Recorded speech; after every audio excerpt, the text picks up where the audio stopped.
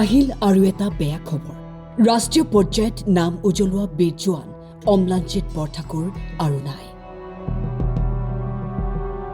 সদায় ভাল খবৰ দিয়া আৰক্ষী জোৱানজনৰ আহিল মৃত্যুৰ খবৰ নগাঁওৰ ৰহাত সংঘটিত পথ দুৰ্ঘটনাত মৃত্যুক আঁকোৱালি ল'লে জোৱানজনে নগাঁও আৰক্ষী ছাউনীলৈ অনা হ'ল অম্লানজিতৰ নশ্বৰ দেহ জ্যেষ্ঠ আৰক্ষী অধীক্ষক স্বপ্ননীল ডেকাই জনাই শ্ৰদ্ধাঞ্জলি সতীৰ্থ আৰক্ষী জোৱানসকলৰ লগতে পৰিয়ালৰ লোকেও শেষ শ্ৰদ্ধা জনায় জোৱানজনক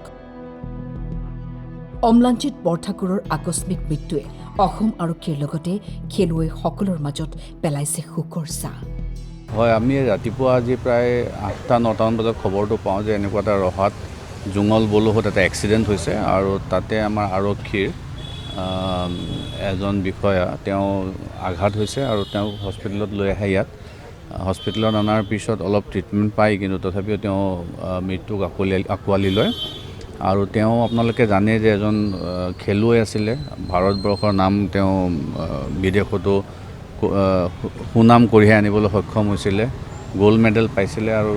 যথেষ্ট প্ৰতিভাৱান আছিলে আমাৰ অসম পুলিচৰ বা ভাৰতৰ কাৰণে ডাঙৰ ক্ষতি এটা হৈছে আজি আৰু আমি আৰক্ষী সঞ্চালক প্ৰধান মহোদয় তৰফৰ পৰা আমি আজি ইয়াত শ্ৰদ্ধাঞ্জলি জনাওঁ আৰু তেখেতৰ বিদেহী আত্মাই শান্তি পাব বুলি কামনা কৰোঁ তেখেতৰ ঘৰ জামুগুৰিত এতিয়া লৈ গ'ল তেওঁ দেউতাক আহিছিলে আৰু জামুগুৰি বেটেলিয়নৰ তেওঁ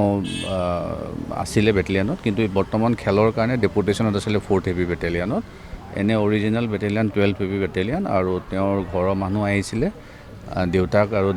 ককায়েক আহিছিলে তেওঁলোকে বডি সমজি লৈ গৈছে এতিয়া আমি থৈও আহিম তালৈকে আমাৰ মানুহ গৈছে লগত আৰু আজি চাগে শেষকৃত্য সম্পন্ন কৰিব আৰু নগাঁৱৰ পৰা বিজু গোহাঁইৰ ৰিপৰ্ট টাইম 8